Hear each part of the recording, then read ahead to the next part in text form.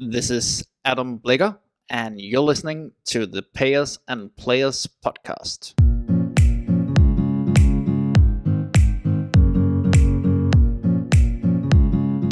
Welcome to the Payers and Players podcast, a podcast dedicated to bringing you the most interesting names in the game and diving into the issues around the junior tennis development journey. If you are not already following us on Twitter, Facebook, or Instagram, our handle is Payers Players. And if you'd like to contact us, we'd love to hear your feedback. Our email address is payersandplayers@gmail.com. Finally, if you haven't already done so, we'd really appreciate a 5-star rating on iTunes. And if you find value in our podcast, you can donate on our website, which is www.payersandplayers.com, where you can also find all of our show notes as well as other amazing content.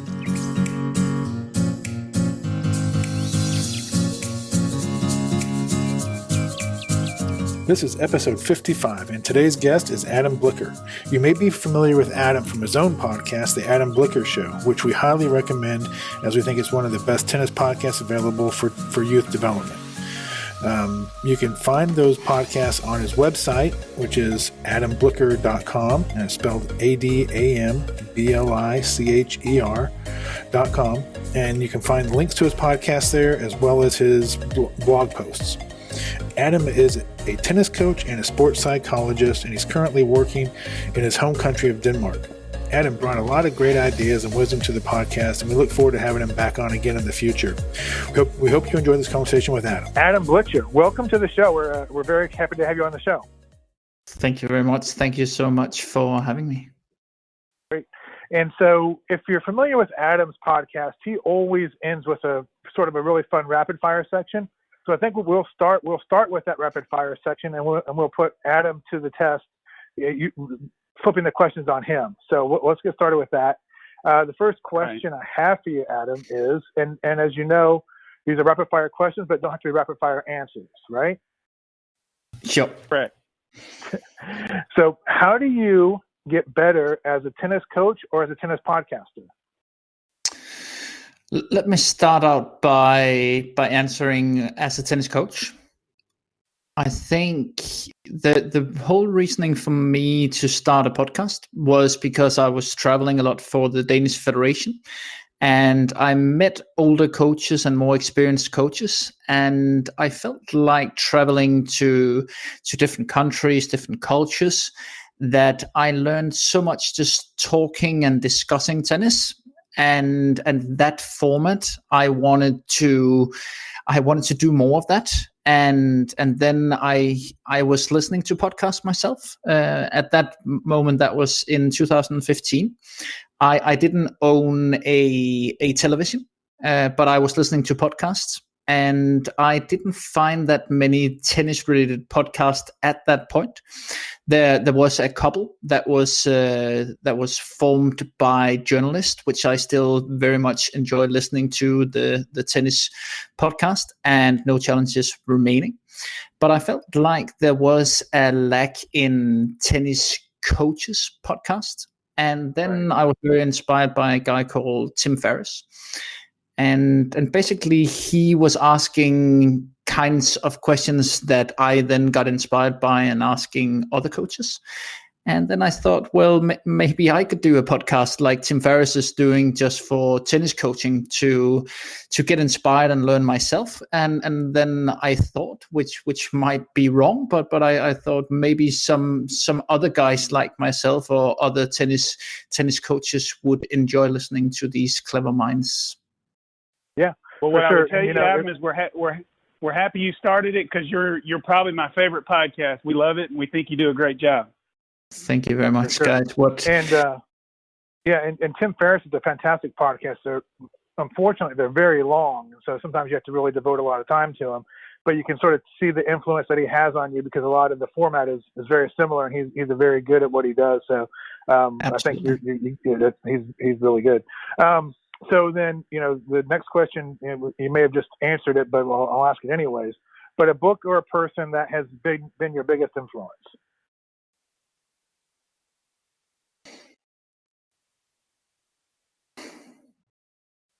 I would love to give the rapid fire answer of like this book and that person. The reality would be that there would be no justice in saying only one book or one person. Right. But then again, that's not a nice answer for anyone.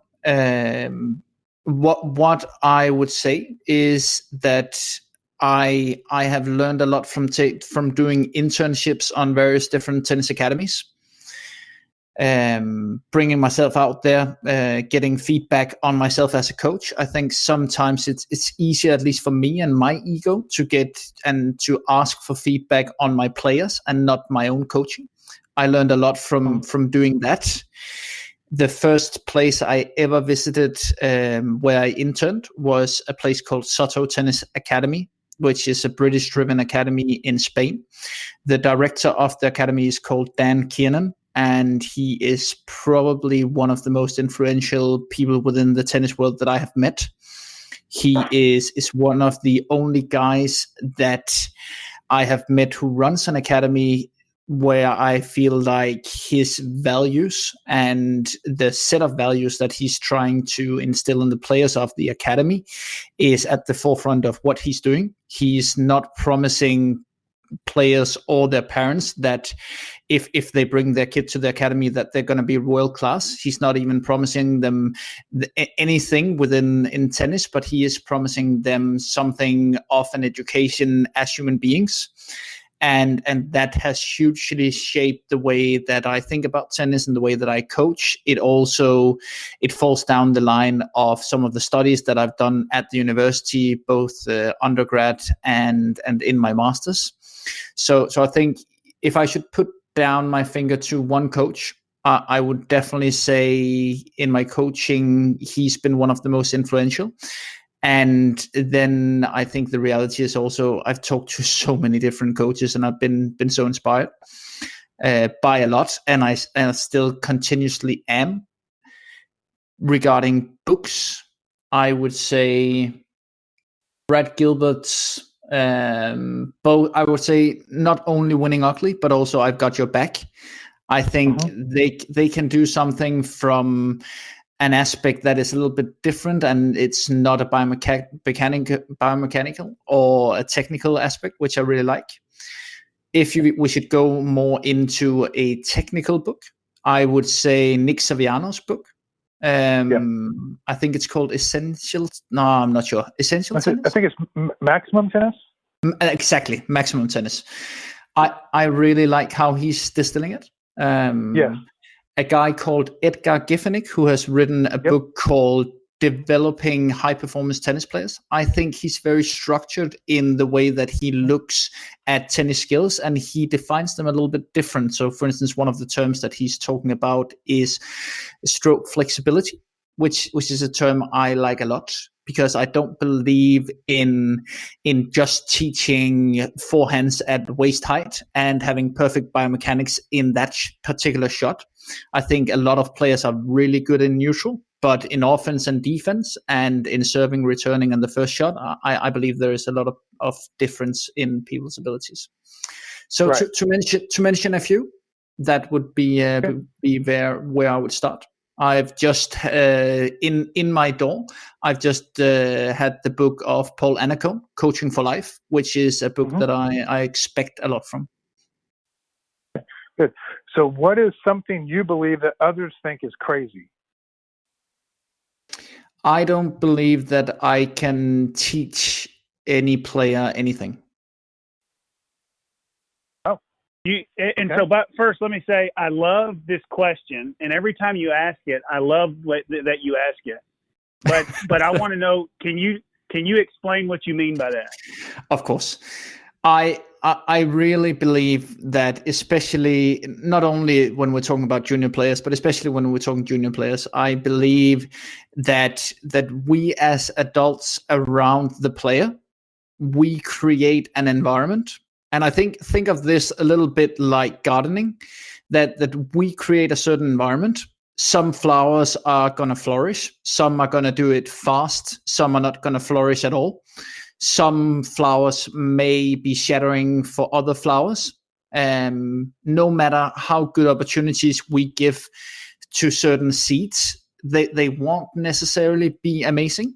Some will be amazing, even though they haven't got amazing environment to grow up in. And I think the job of a tennis coach is ultimately to create the best possible environment for players. But I have worked with players where I have felt like I was an awesome coach, that no matter what I said or did, they just picked it up, and my ego was very satisfied. And I worked with players where I felt like I tried everything, and I said the exact same thing, and I tried in 20 different ways, and they didn't get it at all. So I think talent is a very interesting term.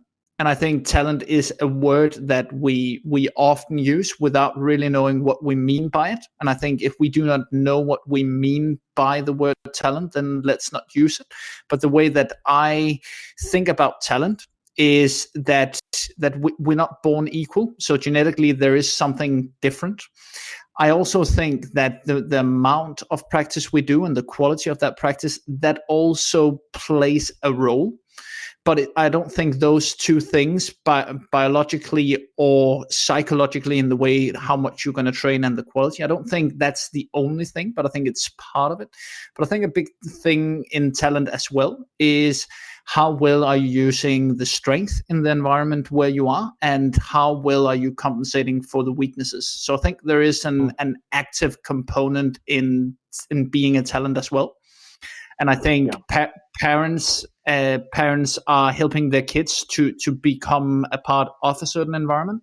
We as coaches, we are providing that environment, and we need to be very careful about what kind of characteristics are we shaping that environment around. Because I do believe that junior players, whatever the characteristics that are nourished in the environment, is often the characteristics that the junior players in the environment is going to inherit. So, for instance, if you have a junior player that is constantly getting frustrated when he or she is making mistakes, very often I think you can go back and look at the tennis coach and see, that's a tennis coach that in his or her coaching has a very low tolerance for failure.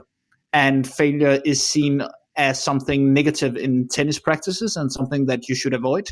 Whereas what we know from basic statistics is that 70% of points in tennis end on errors.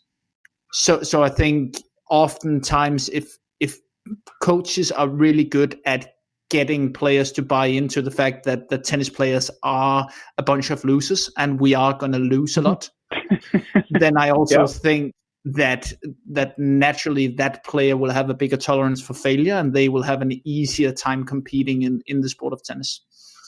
Interesting. Yeah, and one of the things that I notice is it's you said it real well. It's the parent's job to provide that experience for their child to have a chance to be successful, right? So that means finding the right academy, finding the right coach, but ultimately the child has to take that opportunity. And like you said, you probably coach kids who got 100% quality coaching, the best of everything, and they just wouldn't receive it. And then other kids who were in a suboptimal environment and came out of that with a very good game because they wanted it. And so for me, as a parent, the lesson I hear in that is you can't force it, right? Give them the opportunity, but if they don't take it, they just don't take it. Absolutely. And I don't think you don't know when development is going to take place. Development is not linear. Sometimes it happens from the very start. Sometimes it takes a little bit of time. I think a thing that is often overlooked in coaching is the relation between the coach and the player.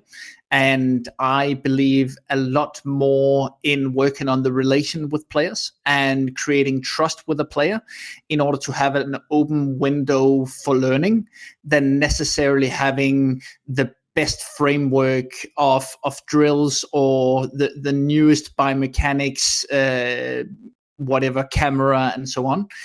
I think if you are able to create a good relation with most players, then I think that there are a lot of ways to make the environment for good players to flourish. Right. Yeah, and that's so important to have consistency in the coaching, because, like you say, you can't build that trust in a 1-hour lesson or in a 1-week, session at an academy. Something that has to be built over time, and that's where parents have to be a little bit more patient and not, having their kid go from lesson to lesson or coach to coach or academy to academy, because you'll never build that bond with the coach, right? I think you're touching upon something that is super important there. Like I would, when it comes to time, that I don't have a particular wish that the day that my kids want to figure out what sport they want to do, if they pick tennis, I would much rather have them with a little bit less experienced and less qualified coach for a longer period of time than switching between 4 different coaches on a weekly basis or a monthly basis that are all more experienced and more competent. Yeah. Good. All right. So let's see. Last rapid fire question, then we'll get into our discussion. What is something that you used to believe in but no longer do?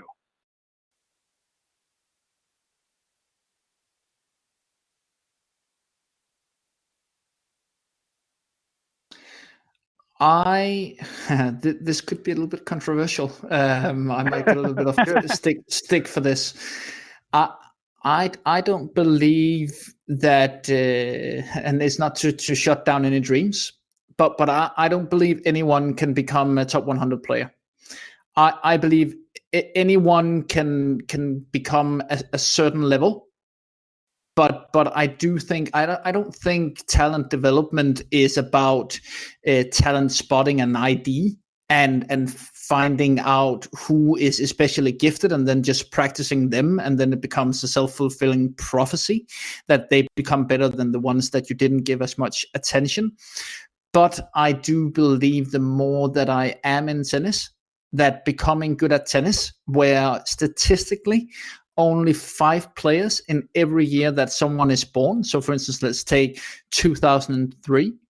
There's only going to be 5 girls and 5 boys globally that is going to make a living of playing tennis. So just being the best back home here in Denmark, it doesn't necessarily mean anything. And becoming good at tennis is so difficult. And I do believe that you need to be skilled in certain ways and be gifted in order to just have a chance of making it in tennis. Whether that then be physically gifted, that you're super quick, whether that be that your anticipation skills is unbelievable, that tactically you read the game is like really, really well, or whether that be you're just quick in learning and you are efficient in your technique, whether that be mentally, that you're super good at handling pressure or playing against someone that you're supposed to beat, or whatever that is, and the sum of all of that. But I do not believe, unfortunately, that if you just, for instance, this famous 10,000 hour rule that stems from research in the 1970s by Anders Ericsson, that is multiple times ever since has been proven wrong, that it's not just about practicing 10,000 hours. It's much more than that, and both whether we call it the big sports in the States or whether it is tennis, also across cultures, most players that reach professional levels are nowhere near 10,000 hours. And I don't believe it's just about quality. And if you make the time, that automatically you will have a chance of becoming a pro. And becoming a pro defined as being top 100. Yeah, and I think as a parent, when you first get into the sport with your child and you don't know anything about tennis, you don't realize what you just said is true. And I agree with you. What you just said is true. One of the things that Scott always says is he says, pro tennis, you don't choose pro tennis chooses you. And that's basically what you're saying. And I agree with that. So, but that's you just spoke a lot of wisdom into a bunch of parents' ears that may need to have heard it or may start to realize that that's the truth. But you can't make it happen. You can't force it. I don't believe so. Yeah, and you know, and that sort of also raises the question as to, you know, why do you play tennis in the first place? Is it to be a professional tennis player? If that's the reason you're starting tennis, then it's going to be probably a disastrous result. But if you're choosing tennis because you love the game, you think it's something that you can play for life, and you want to get as good as you can at it, and if as good as you can is being a college player or being good in your high school team, then it is what it is. But like Robert was saying is, you know, and it's not my quote, it's I think it's from Edgar Giffening, is, you know, tennis chooses your level. You don't get to choose your level. Tennis chooses your level, but there's so many different levels, and there's so much you can do the rest of your life with it. It's something that it's a great, you know, activity to have, you know, a skill at. And so just because you don't make top 100 and be a professional doesn't mean that you're wasting your time or that you know, tennis is not for you. It's just what level is for you. Yeah, and I would add to that I don't find it necessarily a bad thing to be generally motivated for victories and measuring yourself against others, or having the goal of becoming a professional, or the dream, or whatever we call it. I just think you need to be aware if that is where your motivation is coming from. If that's your ultimate goal, then tennis is going to be a very bumpy ride. Even if when you look at the professionals, if you look at top 50 and going down, there are multiple guys in there that are losing more during the year than they are winning. There are multiple guys in there from top 50 to top 100, and these are guys that has, in my definition, made it in tennis. They have lost more professional matches than they have won in their career.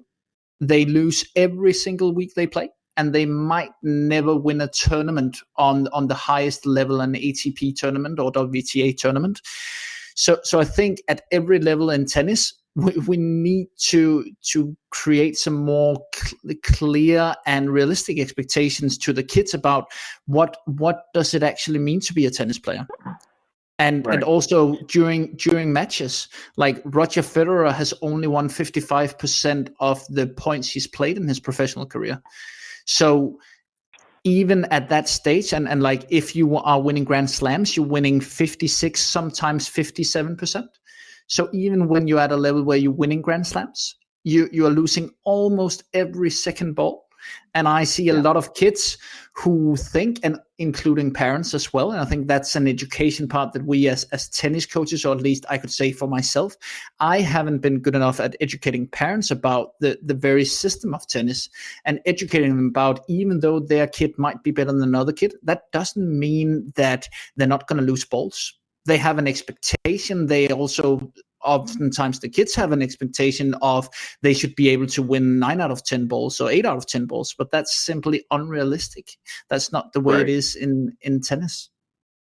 Right. And I think that's a good point to transition into sort of our, you know, the discussion segment. And what I wanted to talk about was a lot that you mentioned, that you had in your last podcast with Mike James, and that would be your episode 71 of your show. And you talk a lot about, you know, sort of the data and the analytics that drive how we should be practicing. And so, you know, understanding that, you know, you're going, you know, the best players, even, you know, like say for Nadal, if you look at all the points that he, you know, how dominant he's been at the French Open, you'd think that he wins, you know, probably, you know, 75% of the points, but it's that low 50% that he wins, and he's been able to be the most dominant player at that Grand Slam in the history of the game without winning more than 60% of the points that he plays there. So what are some of the things that you took away from that discussion about, you know, what he was finding with, you know, the how points are won, what the rally links are, and how are you able to implement that type of learning into how you structure a practice for your players? And if you can be specific as to, you know, talk about, you know, maybe an 11-year-old versus a 15 or 16-year-old. Yeah, absolutely. I think what Mike is doing, he's a strategy analyst. That means that he looks at statistics, and then from statistics, he then guides players and their coaches in what kind of situations is the player winning a lot of points? What situations are they troubled? So that could, for instance, be that he would give feedback on, from Dew's side, I see that you're winning 2 out of 3 points when you are serving out wide, and then you're seeking your forehand going to the opposite corner. So that's a play that makes a lot of sense, that you should practice that even more probably, because you're winning a lot of points. But you can't just play that pattern, that serve pattern, every single time, because then you're also going to be foreseeable and predictable. But that's basically what Mike does, and I think that's a place where tennis has, and still to date is, very much behind a lot of sports. There's not a lot of statistics, and the statistics that are available is still, at least to me, and also a lot of coaches that I talk to, it's a little bit hard to really know, like, how do we interpret those statistics? How do we incorporate that in practices? If I should start another place, I would say the first time that I started thinking about how I structure my own practices was in 2013 at the Worldwide Coaches Conference in Mexico, when I heard a talk by a Polish guy called Piotr Uniacki. And his start of his talk was, he said, "Hey guys, walk me through, like is this similar to how you practice?" And he then said, "So you go 2 minutes in the small boxes, maybe 10 minutes at the back hitting up and down the middle, 5 minutes cross court each side, then 5 minutes volleys, a couple of overheads, then maybe a sip of water, 25 minutes is done of the practice. Then you go for a couple of drills, either the coach is feeding in or an underhand feed. You might be playing to 10 or 11, and then you switch, or you play to 7, or whatever you do.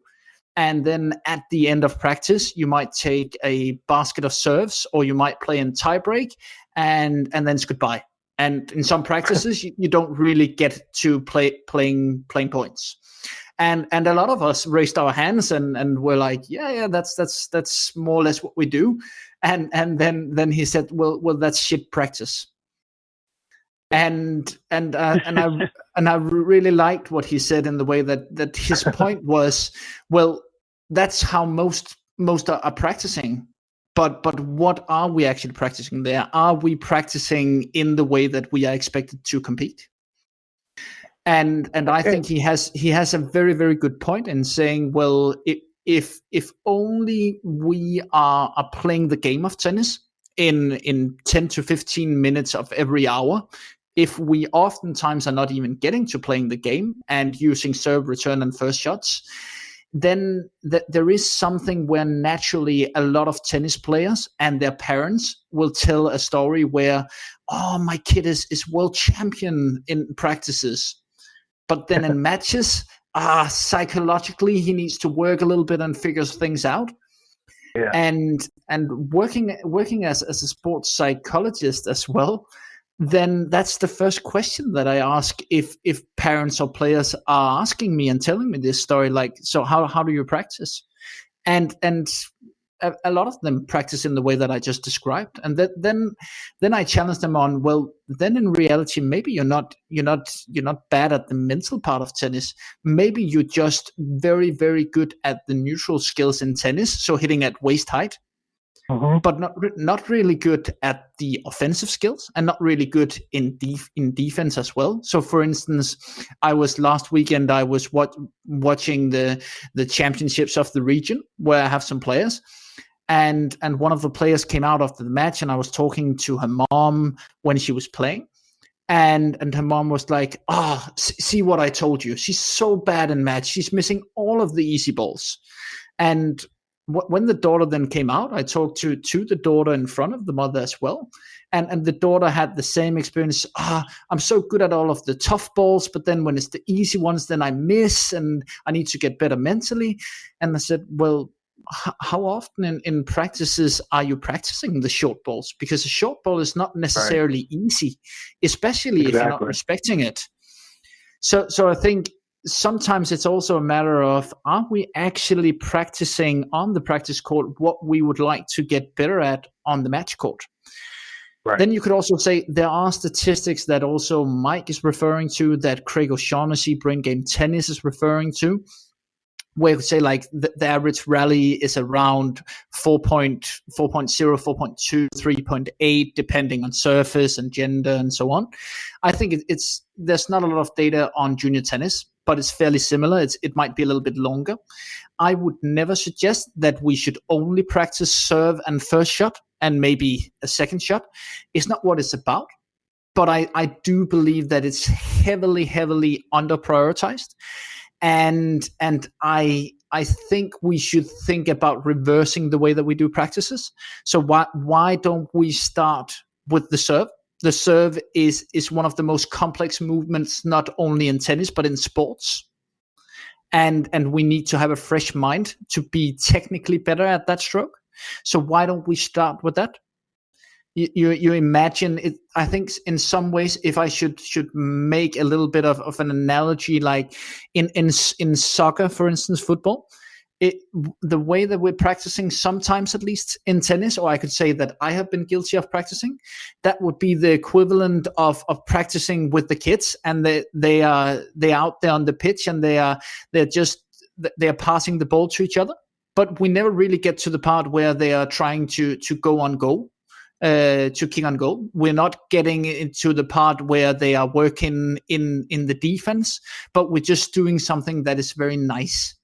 Like it's also, I think it's also about, it's a game of, it looks really good to have a coach on court with a basket feeding balls and shouting one thing after another, not really giving specific feedback on anything, but giving feedback on everything. Right. And right. the kid is sweating, and the parents, like, it really looks like it's been a good hour because the sweat and the coaching is engaged.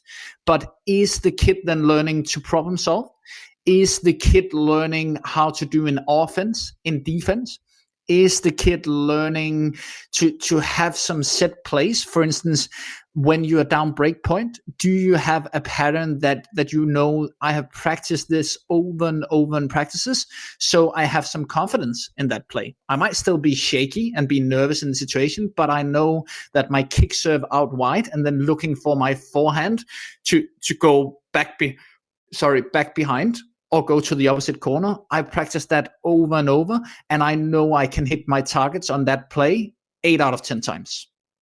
So in that way, I think not every practice, but I think a lot of practices could easily be that you start out serving and returning. A way that I am doing that myself is that players start a meter or a meter and a half from the service line, the ones that are serving, and the other ones are returning. And that's the very first ball that are struck in the practices. They don't get to do any ground strokes.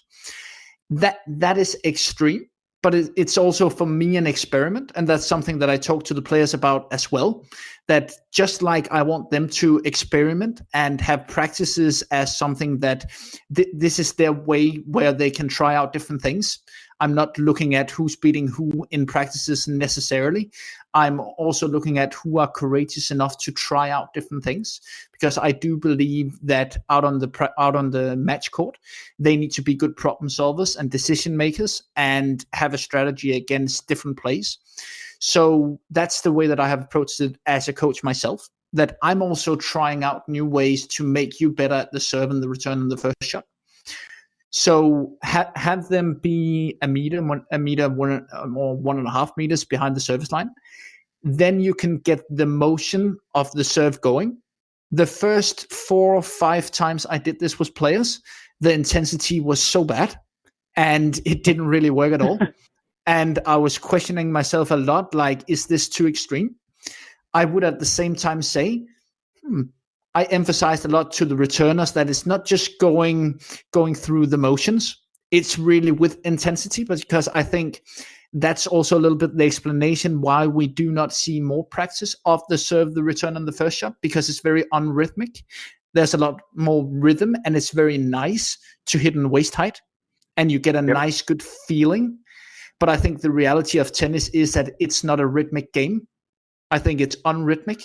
And I think we also, at least to some degree, need to simulate that in practices. So not all the practice. I also have them hit after we have done this. But what I usually do is there is a theme on the practice. So they do 2 minutes where they are 4 on court. 2 are serving from the service line, or if they are 2 on the court, 2 are serving. And then for 2 minutes, they alternate between flat serves and spin serves. Then they rotate once, so they have all 4 positions, serving from deuce side and net side, and returning from both sides as well.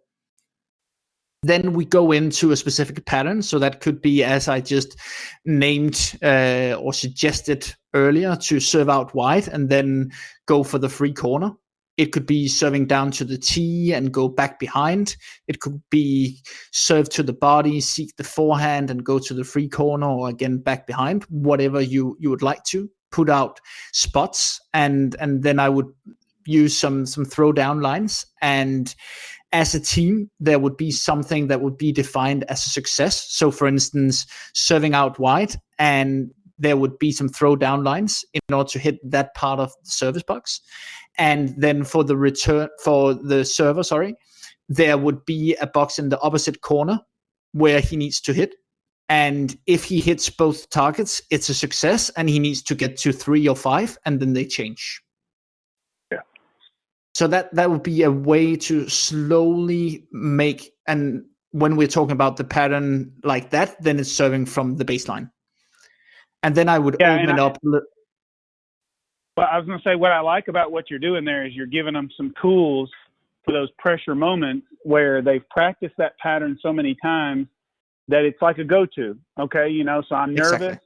Exactly. It's add in or it's add out, and it's a nervous moment, and they're hitting their second serve, so I know I'm going to get a return kind of where I want it, and I'm going to go here and then there, right? Exactly. And so it gives that player confidence to then swing fast and be aggressive when they're nervous, right? Yeah, because they've done it over and over and over. Hey, let me ask you this, Adam.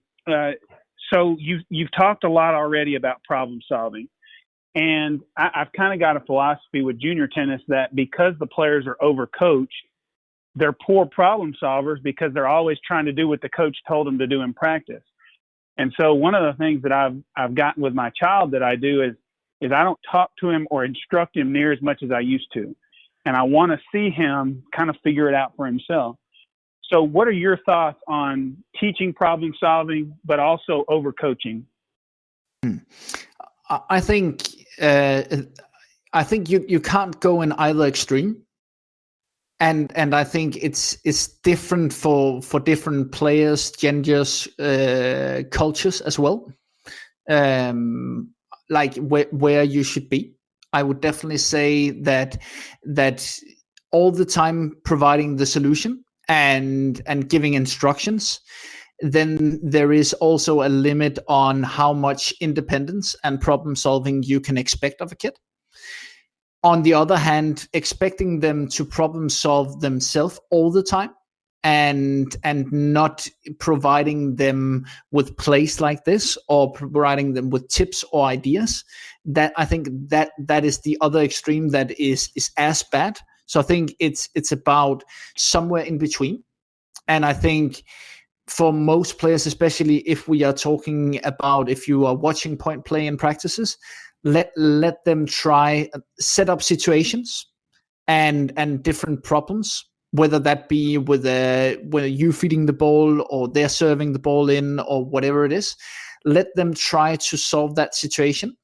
If they fail 3, 4, maybe 5 times, then I think it's time to interrupt. The first time, no interruption. Okay, fine. Let me see how that player adapts and what he or she does the next time. If it's a little bit better or it's a completely different mistake, then I'm actually happy. Like, okay, wasn't the solution, but you tried something new. If they make the same error time after time, then for me it's bad. But making an error in tennis and losing a point, if they try something new the next time and they try to learn and problem solve, I'm very happy. But I think there is a time also to interfere. And whether that is after 3 times or it's after 5 times, I think that's also depending a little bit on the player. Right. Just like anything else in life, moderation, right? Yeah. Absolutely. And I think there is also a point of when we're talking about fundamentally overcoaching players or under coaching. Well, I think you need to try your way a little bit, and some players really likes to have very clear plans set out for them. Some players like the autonomy. So again, like the boring answer is it depends. But I do believe in general there's a little bit too much overcoaching. And I could say for myself, again, it's definitely a mistake that I've done as well. And I think from my point of view, it has been both about my own ego and making the players dependable of me. And also it has been it has just been a matter of me not being good enough, and I was tired of players not being able to make decisions. I was tired of them being dependable. But if I then challenged myself and looked at my own behavior as a coach, then it was very clear that I was not providing them with the opportunity of developing those characteristics that I really wanted them to possess. So Adam, could we take a step back to the practice court where we were trying to sort of detail what a good practice court should look like? And one of the things I have a question about is, like, how much time would you say is needed, and what kind of ratio would be groups versus private? And and again, just how is that different from, say, an 11-year-old to a 15, 16-year-old? I think I'm not convinced that private lessons are necessarily better than lessons with 2 or 3 kids. I think sometimes I think that is something that is sometimes put on a pedestal. That private lessons are the ultimate, and I hear, which is something that scares me a little bit, that a lot of kids nowadays are talking about. Well, my coach is this guy, and then for private coach, I got this guy. And for me, that's a little bit of a shame. I think I would much rather have a little smaller groups with 2 or 3 players, and then have larger groups instead of having a lot of privates with players. Because I think, first of all, I don't believe always that me with the basket is a good decision. If I'm then playing with the player, then I'm occupying a lot of my own awareness. So I would always rather have more players. That is not something that I can get every parent to buy into. But I do believe there is another energy when there's more players on the court, whether that be 2 or 3, or even 4 for that matter. So I think so again, like, I would love to give a specific answer and say, well, when you're 11, so many private hours. When you're 16, so many. I would say the younger you are, the less I actually believe that you need private lessons. I think sometimes the private lessons is also then becoming, we are focusing so much on the technical aspect, especially on the hands. I think a lot of kids are neglecting to work on technique on their feet. And if you are not in a good position to the ball, it's my belief that you can't hit harder to the ball than you stand to it, or your position to the ball is. And a lot of kids are really good on the upper body on technique, but when you look at their feet, it doesn't make sense what they do. And no matter what you're practicing in the private lessons, oftentimes it becomes, for me, isolated skills. And I would dare to question that sometimes those isolated skills are not very well put into a match format. So they are very good at practicing the skills isolated on the practice court, but are they then able to transfer them into playing? So if you are a kid at 11 or 12 years old and you come to your group lessons, and you want to play more, I would much rather see that kid going down 2 or 3 times with some of their friends and play with them. play some matches, play some games, fool around on an orange court with an orange ball if you want to do that. I think that is also about having a love or developing a love for the game, and also about staying in the sport when results are not there. If you are constantly from a young age meeting in, and you are always getting taught instead of going to practice and you are training yourself, and then you have the support of the coach, I think that's very different. Yeah. No, I think it's important. Scott, I was going to follow up. You remember you told me about your experience watching the pro players at Cincinnati, and you would follow their entire practice. You'd sit and watch them practice for an hour or two. And one of the things that I took out of that conversation I had with you is you talked about the majority of them warmed up for a small period of time and then they played sets. Adam, do you think it's appropriate for an 11, 12-year-old to also just play more? I mean, you alluded to it earlier, but when they obviously an 11-year-old doesn't have the skill set of a pro player, but do you think that in general junior players aren't playing enough sets? I think there is a tendency, and let me just shoot at myself instead of everybody else. I would say I have, in my early years of being a tennis coach, and I'm still a relatively inexperienced tennis coach and a young tennis coach, and that's also the reasoning for my own tennis podcast, that I want to learn from someone with more experience and from different cultures, and see how are you doing practices outside of Denmark as well. I have not been good enough in my early years to make the players actually play. I have felt an obligation and a pressure that it's a pressure that I felt myself, that I have been afraid to let players play tennis and play points in practices, because I felt like then parents was not seeing that. They would look at my practice as not good practice because they were just playing.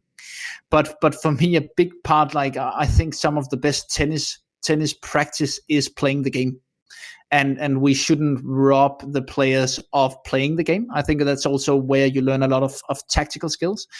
Then you can make the point that if from an early age they develop some bad habits technically because they play some matches, then there might be a problem. But I think that's where you as a coach needs to be good enough to step in and say, okay, tactically you can't really deal with low balls because your grip is too extreme.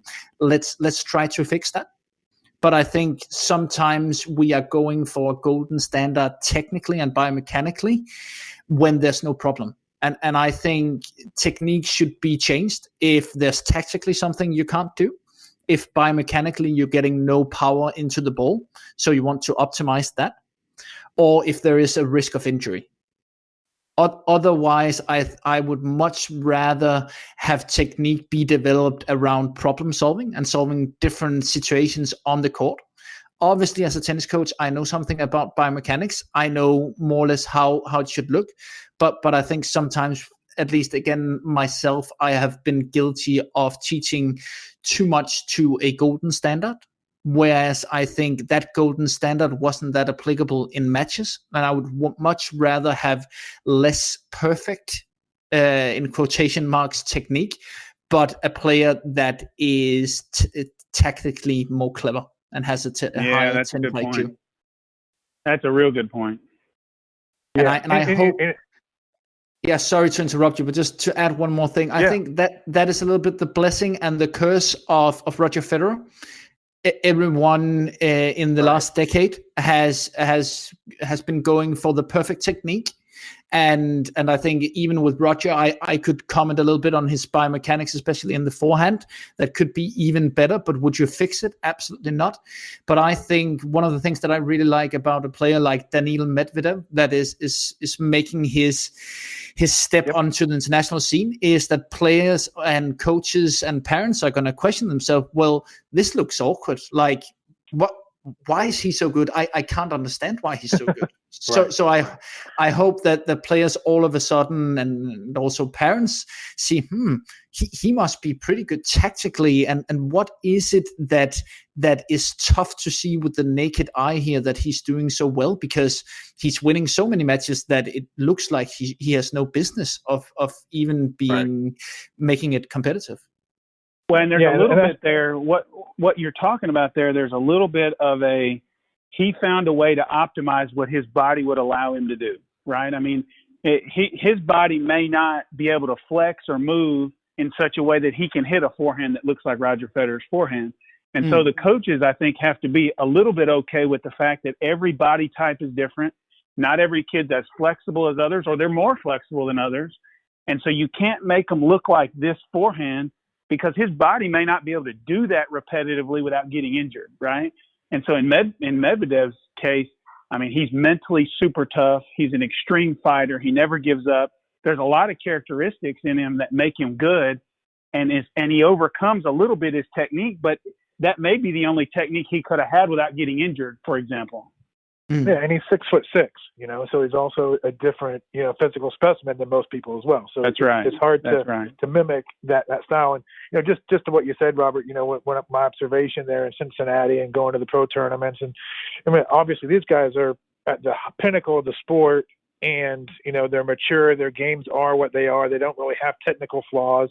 So yeah, they're just really just honing in on their tactical skills, working, playing points, and just getting a variety of point play in. And yeah, so I'm not necessarily saying that was our kids should be doing the same thing. And that's something that I wanted to ask Adam was, how we see what pros do, but to get there, they've got to hit, have their foundation be, they've got to be able to hit 30 balls in a row without missing, and those kind of things. And so as you're developing, to that standard or to that level where you can start to go for targets, you can start to do those, you can start to go for those patterns. If you're not able to even keep 30 balls in the court, going for patterns is not really going to be a successful strategy. So how do you transition from, when we have, say, this foundation, okay, now you're able to, keep 30 balls in play down the middle. Now you've got the foundation that you can start to work the patterns. Is that something that you would want to see as a progression, or would you say, no, just start to develop that pattern play, at an earlier age or an earlier level? I think it's not like an either or. I think it's both and. I believe from an early age it's also about the parents, and I don't buy into when I'm doing coaching courses for the Danish Federation for the ones that are coming in the door at 5 years old. I don't believe when someone is saying we can't work on serve and return with them, because you can just take out a balloon and start to work on different things above head height. You can start throwing balls. So I think you can always work on the serve and the return and the patterns as well. But I also think it's important to have some kind of a security in the way that you can hit the court, and you can do basic stuff like hitting down the line, hitting cross court, and you can do different stuff. And I believe from a developmental point of view, I by all means believe that until the age of 13, 14, it is a matter of, as a tennis coach, providing an environment in which the players has the opportunity to get all of the right ingredients, and then at that stage you get a little bit more into, okay, so what is a good recipe for this player with the ingredients that this player has. But until that point, I think it's very much about teaching them as many skills as possible. So they are able to do as much as possible, be good in the start of the point, be good in extended rallies. There is something that suggests that in the high pressure points, or the big points, rallies are extended. So that would be a case for definitely practicing that interval of balls as well. Then you could say, well, probably 70% of points. I think it's about that number. I'm not 100% sure, but I think it's around that. Around 70% of points is 0 to 4. But I do believe if we then talk about big points and we say maybe the reality is that 80% of or 70% of big points are between 5 and 8, well, then you would like to practice that as well. Yeah, and that's something that Robert always talks about when he's sort of frustrated with some of the analytics is that they'll give a stat, 70% of the points in within 4 shots. So why do you practice these long points? But the point is the where the rubber meets the road when it's deuce or it's a game point. Do we have stats for that? And that would inform us of how we should maybe be playing those things. So go ahead, Robert.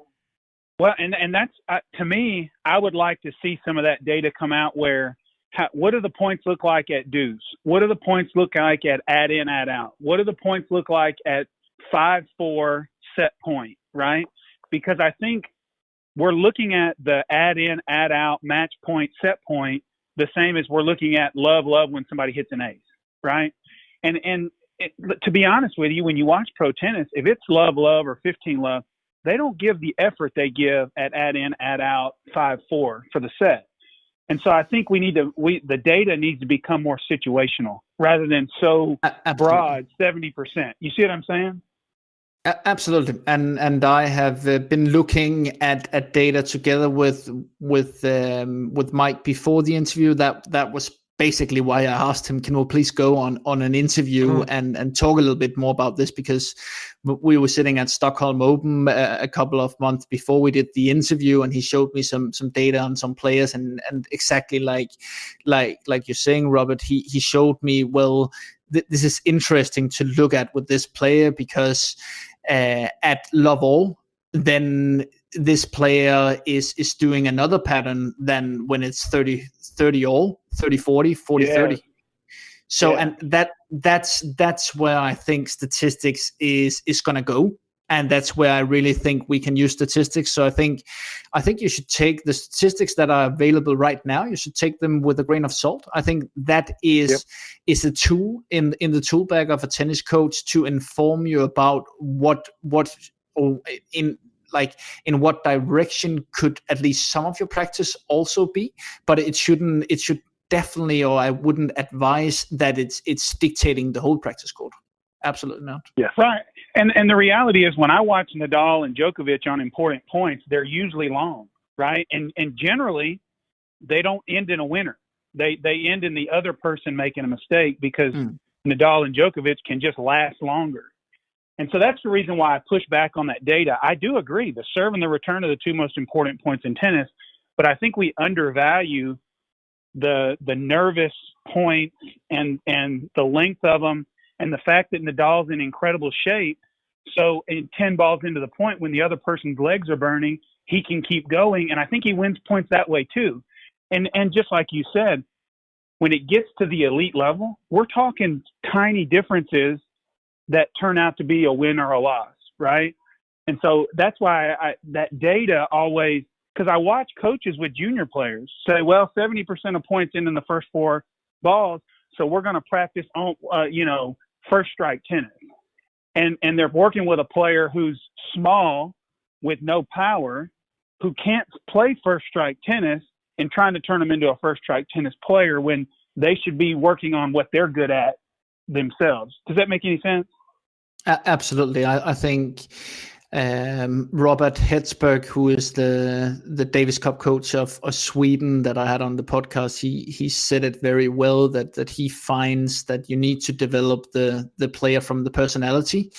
And I think Dan, on that I mentioned earlier, he also expanded a little bit on that, and a lot of that is also the physical makeup of the player. So right. If for instance, I remember in 2015, I think it was, I talked to Diego Moyana, who was at that time, he was in the US TPA, USTA, and was coaching Riley Opelka.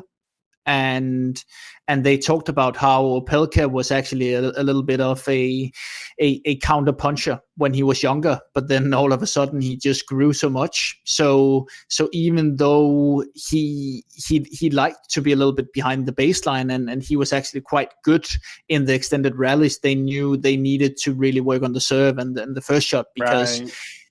Because of his physical makeup, he needed to have a big game. But he developed more into a physical body of Diego Schwartzman, then it would probably have been better to stay in what he was doing. And then I think it's also a matter of like, it could be interesting. We didn't talk about that, but with a guy like Opelka, well, if he has a defensive mindset and a defensive personality in the way that when he is deciding something in life, he's not a snappy decision maker, but he's someone that is really thinking about what to do. That often fits better to a counter puncher than someone who is playing an aggressive game. And I think that can also, even though you are big, if you have a defensive mindset, it can be very tough to get players into or buying into playing offensive. So I think, for instance, a guy like Nick Kyrgios, it's obvious he makes very snappy decisions, and it fits his personality and his game style very, very well. Well, hey, Adam, I'm going to be honest, this has been one of the most fun episodes that I've recorded. I don't know how Scott feels, but it also feels like this needs to almost be like a 3-part series, because I think we only got through about 4 or 5 of the questions that we actually wanted to get to. This was great. That's right. So yeah, we'd love to have you come back on, and maybe we could do it in a live segment or somewhere where we could do it, where we have some interaction from the viewers or audience listeners as well. So maybe make it a little bit more interactive as well. That's right. This was great. We really appreciate you taking the time. No, it's me thanking you guys for the effort that you're doing and prioritizing your time to even talk to me. I'm very honored by that. And if you find that what I said wasn't complete nonsense, I'd be happy to come back and talk to you another time. Yeah, we'll take you up on that.